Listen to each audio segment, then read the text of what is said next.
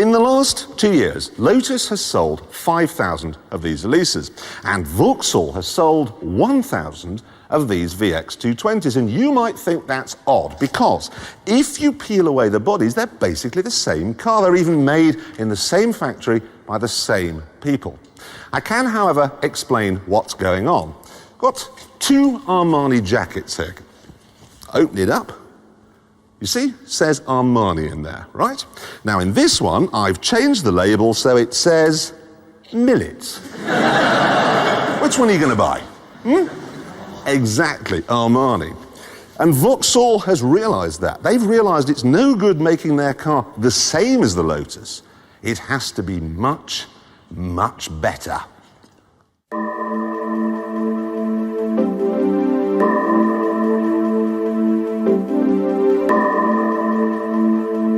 This then is the new VX. You'll note the new spoiler on the back and its smart new wheels. Inside you'll take in the leather seats, and if you snout around a bit, you'll clock the extra soundproofing to make it even more refined. You'll notice all these things and you'll think that is a really pretty car. Well done, Vauxhall. I'll have the Lotus.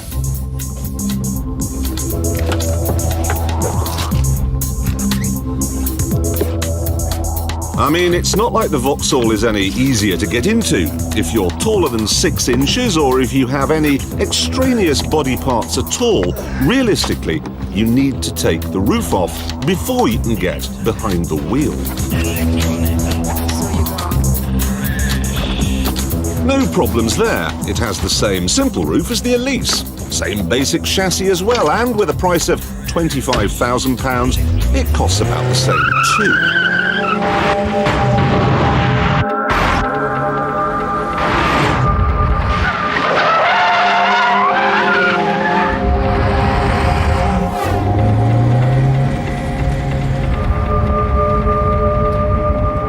It has the same handmade feel too. There are squeaks and rattles. That's a new rattle actually.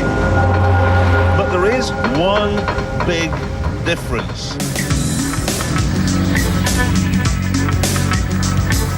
The normal Vauxhall VX, the 220, has a 2.2 litre engine, which is fine in a ham sandwichy sort of way, but in this one, they've added some pickle.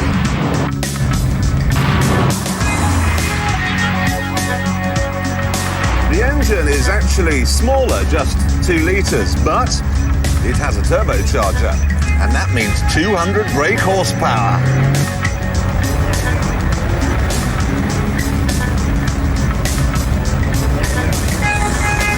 Sure, this may be a little bit heavier than an Elise thanks to its airbag and its anti-lock brakes and its soundproofing and so on, even its turbo, but it is hugely fast.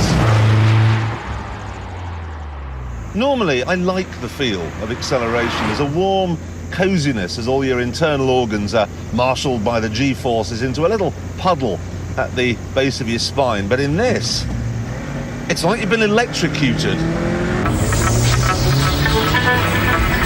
0 to 60 takes 4 seconds, and it keeps on kicking you in the back of the head with its million-volt shoes all the way to 150. Wait. It's so quick that on the press launch in Spain, 4 of them were crashed by journalists. There really was a rustle in the hedgerow. Do you remember when Marks & Spencer's launched that range of underwear that was all see-through and boudoirish? Well, this car is as big a departure for Vauxhall as those knickers were for M&S. Really. And you know what? We haven't even got to the best bit yet. It's handling. I drove an Elise round this track in the last series, and I know I've got fingers of butter and fists of ham, but it really was very, very understeery, and this just isn't. Let's turn in, whoa, miles of oversteer, you can get it up to the limit, just hold it there. I love it. Brilliant.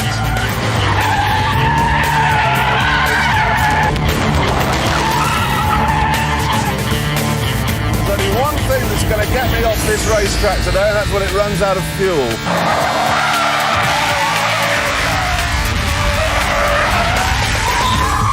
And that's the first time I've ever thought that while behind the wheel of a Vauxhall. Now, Lotus has responded to this car with the 190 Elise that we saw earlier on in the programme in the track day piece, but that cost £33,000, £8,000 more than this, and this has an airbag and is more comfortable. I really do believe that this is the sports car of the moment, and best of all, I'll give anyone a fiver if they can find the word Vauxhall written anywhere on it. But before I give it a completely clean bill of health, one more test. Pray silence for the Stig. So, off the line, 200 horsepower and a feather-light body on a dry track. This should be fast. It's Dusty Stigfield. This car was designed by Lotus and so was our track, so it should be brilliant here as he goes through Chicago. Oh, that's very tidy. Now, coming up to Hammerhead, this can catch out mid-engine cars, but the VX has absolutely no problem at all. In the first sector, this car was level pegging with the BMW M3, but can it beat the BM to the finish? Up to Gambon, come on, Stig. Bit of a slide, he's crossed the line in. 1 minute 31.3. That's quicker than an M3. That is an amazingly good car, really is.